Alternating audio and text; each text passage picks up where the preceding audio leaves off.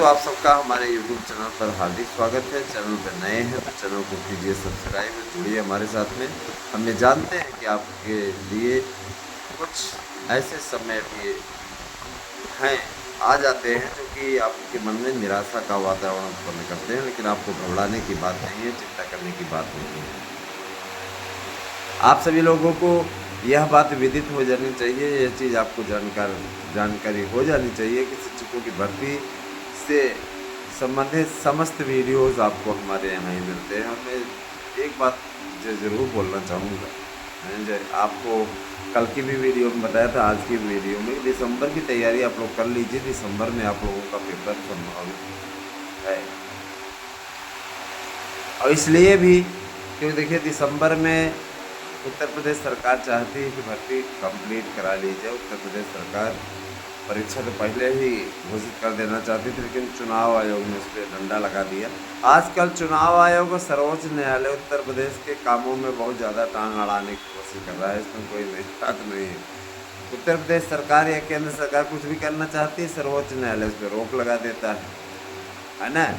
और अभी आपने देखा ये बुलडोजर कार्यवाही वाली स्थिति, बुलडोजर कार्यवाही पे अपराधियों के खिलाफ कार्रवाई करना चाहती है सरकार, ताकि अपराधी ना पनपे, तो जब स्टे लगा दिया जाता है। फिलहाल कोर्ट का अपना क्या नज़रिया है ना। कोर्ट को कम से कम ये तो ज़रूर समझना चाहिए, मैं यही कहना चाहूँगा, ये समझना चाहिए कि अगर आप इस चीज़ पे ऐसा आदेश पारित कर रहे हैं कि बुलडोजर ना चले, तो आप इस चीज़ पे भी पारित करिए कि अगर इस प्रकार की का अपराध करेंगे तो इसके लिए यथोचित दंड भी दिया जाए, और ये यथोचित दंड सजाए मौत होना चाहिए, है ना। इस प्रकार की भी बातें करनी चाहिए, लेकिन कोर्ट सिर्फ और सिर्फ सीधे तौर पे इस प्रकार के डिसीजन देता है। सर्वोच्च न्यायालय से भी कई प्रकार के गलत निर्णय हो चुके हैं, पूर्व में भी आप देख लीजिए, सर्वोच्च न्यायालय से भी गलत निर्णय हो चुका है ना। इसमें कोई अवमानना वाली बात नहीं है, अपनी बात रखने का सबको अधिकार है। सबसे बड़ी चीज़ ये कि उस समय आपने देखा होगा कि सीधे तौर पे कहा गया था, सर्वोच्च ये चंद्रचूड़ महोदय ने ही कहा, जिसमें मुख्य न्यायाधीश हैं और रिटायर होने वाले हैं, इनका ये कहना था कि आलोचना का अधिकार है, अगर आप उचित आलोचना करते हैं तो कोई प्रॉब्लम नहीं है।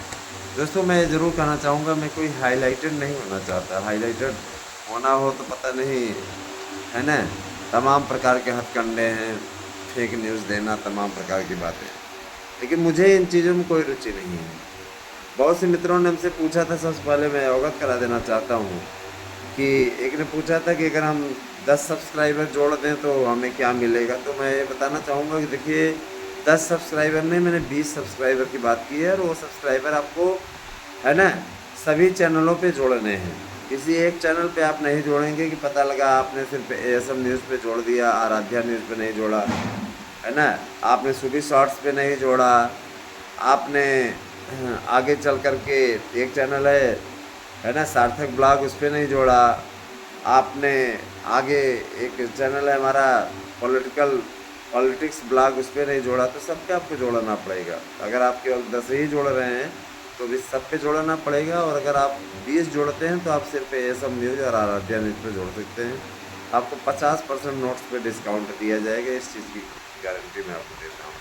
रही बात ये, देखिए शिक्षकों की भर्तियों का सिलसिला अब चुनावों बाद ही शुरू हो सकेगा, इसमें कोई दो राय नहीं है। आप अच्छी तरीके से जानते हैं स्थितियाँ, परिस्थितियाँ, इसमें ज़्यादा कुछ बोलना नहीं है।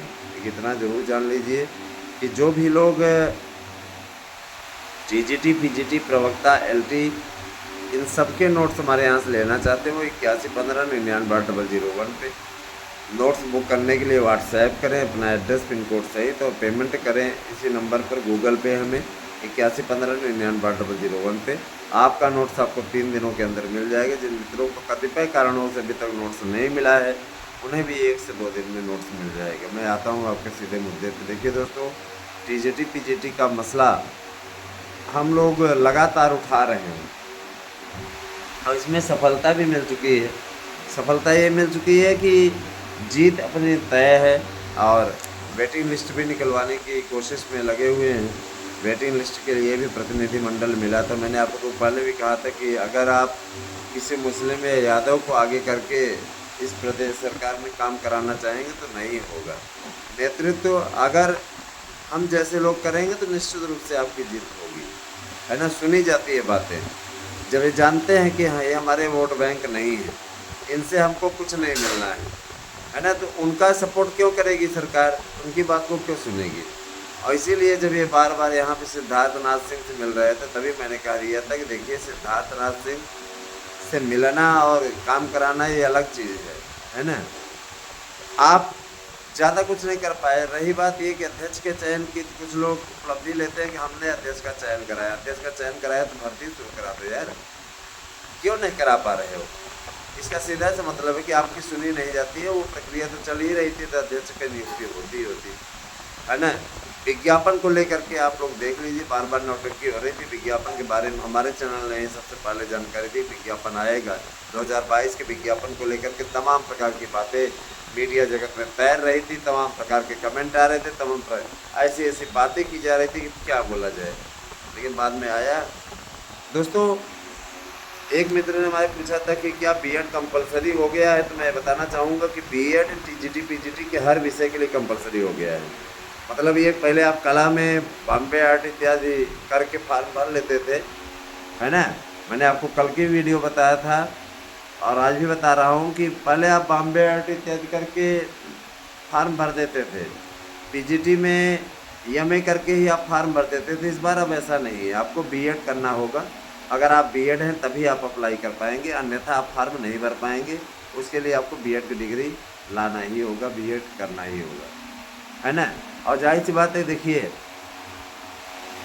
जूनियर शिक्षकों की भर्ती के लिए प्रोफार्मा तैयार है, बम्पर भर्तियों का सिलसिला है। सबसे पहले चरण में कहा जा रहा है कि 1 लाख की भर्ती आएगी और इसमें हर विषय के अपना एक प्रतिनिधित्व होगा। सबसे पहले उत्तर प्रदेश सरकार चाहती है कि शुरुआत थोड़े से की जाए, ताकि अगर सक्सेस रहे तो निश्चित रूप से आगे आने वाले समय में बड़ी भर्ती की जाएगी। और उत्तर प्रदेश सरकार अच्छे तरीके से जानती है कि भाषा शिक्षकों की भर्ती के लिए योग्य उम्मीदवारों का चयन बहुत ज़रूरी है। बिना योग्य उम्मीदवारों के चयन के तो कुछ नहीं हो पाएगा, है ना। योग्य उम्मीदवारों का चयन करने के लिए सरकार ने पूरी मशीनरी लगा दी है। अभी सिपाही भर्ती का जो है रिजल्ट तैयार करने में इन लोगों को काफ़ी मशक्क़त करनी पड़ी। कटाव मेरिट इत्यादि सब तैयार हो चुकी है, बहुत जल्दी ही ये रिजल्ट आएगा और 62,000 से ज़्यादा युवाओं को नौकरी मिल जाएगी। पुनः 40,000 का विज्ञापन भी आने जा रहा है। और निश्चित रूप से देखिए उत्तर प्रदेश में बीएड वालों का कितना भला हो करने के लिए सरकार उतारू है। सरकार ने निर्णय लिया है कि 10,000 मासिक वेतन पर बीएड डिग्री धारकों की नियुक्ति की जाएगी। और ये अपने आप में बहुत बड़ी चीज़ है दोस्तों, है ना। अगर 10,000 सैलरी पर टीचर नौकरी मिल जाए करने को, तो नहीं है कम से कम कुछ तो खर्चा पानी चलेगा ही।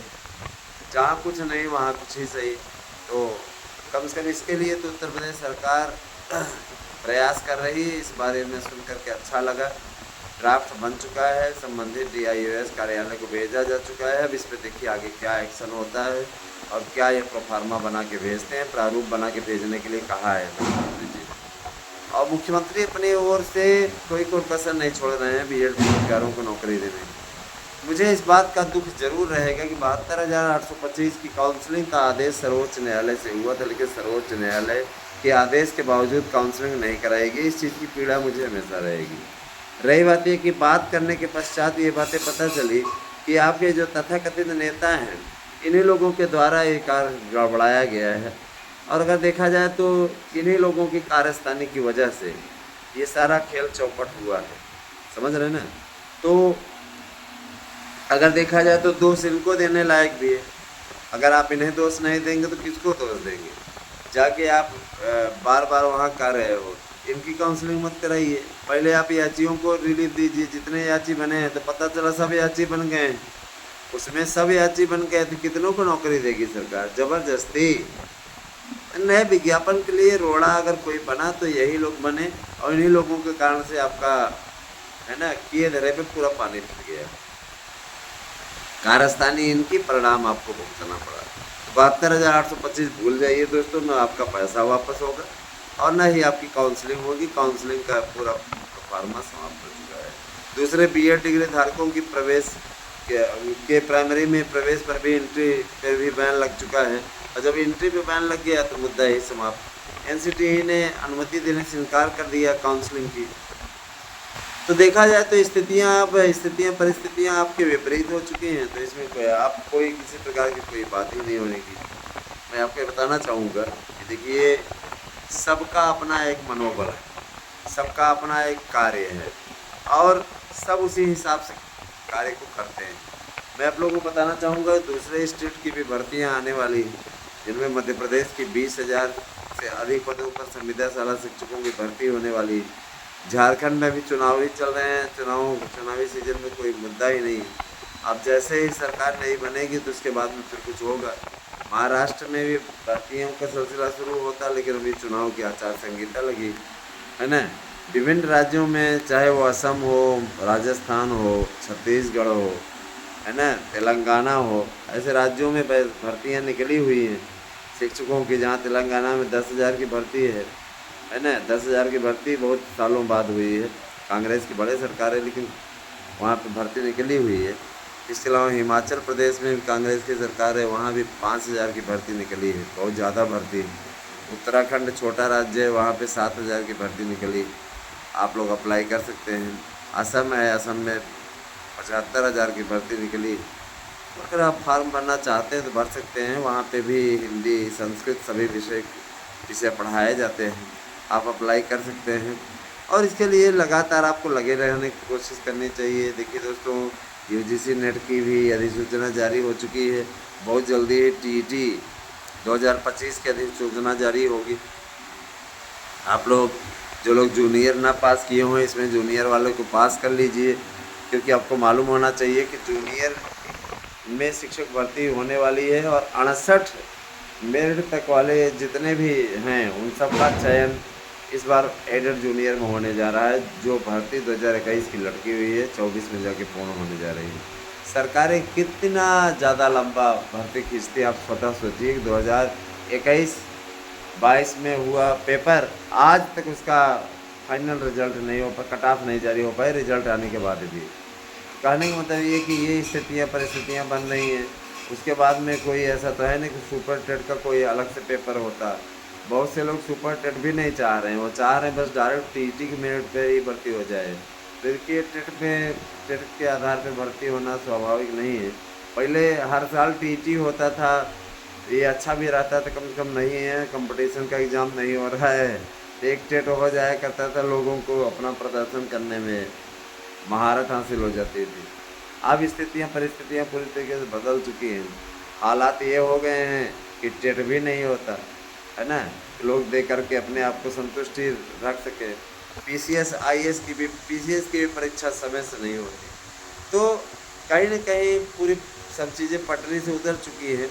इसीलिए सरकार से गुजारिश की गई है कि इसको आप पटरी पर लाइए, क्योंकि युवा बेरोजगारों के साथ में अगर किसी प्रकार का अन्याय होगा तो युवा आपको वोट नहीं देगा। मुख्यमंत्री जी ने सारी बातों को सुना है और उस पर एक्शन लेने का भरोसा दिया है। और सचिव जी का साफ तौर पर कहना था कि हम लोगों ने पूरा कार्यक्रम बना लिया है, अब चुनाव आचार संहिता हटते ही हम लोग कार्रवाई शुरू कर देंगे। और रही बात ये कि वेटिंग लिस्ट की, देखिए दोस्तों, इतना आसान नहीं वेटिंग लिस्ट के बारे में उनका कहना था कि जो भी रीट इतिहास से रिलेटेड मामले आएंगे उनके लिए सीटें आरक्षित कर ली गई। इसके पश्चात अब उन्हीं लोगों को के लिए काम किया जाएगा, क्योंकि कोर्ट की अवमानना नहीं की जा सकती। इसीलिए हम लोग कुछ ऐसा करने जा रहे हैं जिससे कि ऐसी परिस्थितियों का सामना न करना पड़े। स्टूडेंट जो भी अभ्यर्थी इसकी लड़ाई लड़ रहे हैं उनको लाभ मिले, इस बाबत हम लोगों का प्रयास जारी है। हालांकि वकील साहब की तबीयत बहुत ख़राब है, और वकील साहब ठीक हो जाएंगे तो उसके पश्चात आप लोगों की कार्रवाई को आगे बढ़ाएंगे। अभी तो उनके लिए दुआ कीजिए, मैं यही कहना चाहूँगा। और रही बात ये, देखिए दोस्तों, इस समय चुनावी सीजन है, तो चुनाव चल रहा है, आपको मालूम ही होगा। उपचुनावों की घोषणा हुई उत्तर प्रदेश में 20 नवंबर को उपचुनावों के लिए, है ना, 9 उपचुनाव सीटों के लिए वोट डाले जाएंगे। कुछ लोगों का कहना है मिल्कीपुर की सीट बीजेपी ने बस टलवा दिया, तो टलवा नहीं दिया, वहाँ का एक मैटर चल रहा है कोर्ट में, जिसके चलते चुनाव आयोग ने, जो कि एक निष्पक्ष संस्था है, संवैधानिक संस्था है ना, उसने टाल दिया चुनाव कि वहाँ कोर्ट से कोई डिसीजन हो जाए, फिर उसके बाद देखते हैं। तो स्थितियाँ परिस्थितियाँ आप अच्छे तरीके से जानते हैं। मिल्कीपुर में जब भी चुनाव होगा, वहाँ अयोध्या की जनता एक बार अपनी गलती का पश्चाताप करने का प्रयास अवश्य करेगी। मिल्कीपुर में वैसे भी कोई काम नहीं किया है अवधेश प्रसाद, जब तक वहाँ विधायक रहे उन्होंने कोई काम नहीं किया, और जनता क्या करने वाली है तो जनता ही जाने। लेकिन इतना ज़रूर जान लीजिए कि मिल्कीपुर में आज चुनाव हो तो समाजवादी पार्टी के प्रत्याशी की जमानत जब्त होने तक के चांस है, जीतना तो दूर की बात है। ये सारी चीज़ें हैं। फिलहाल बने रहिए, यहाँ पार्टी या गैर पार्टी वाली बात नहीं है। आगे आगे देखते जाइए होता है क्या। बने रहें, अगली अपडेट के साथ मैं पुनः उपस्थित होऊंगा आपके बीच में। नोट्स लेना है तो आप 8115996201 पे व्हाट्सएप करके अपना एड्रेस पिन कोड से दे करके नोट्स ले सकते हैं। धन्यवाद, आपसे शुरू।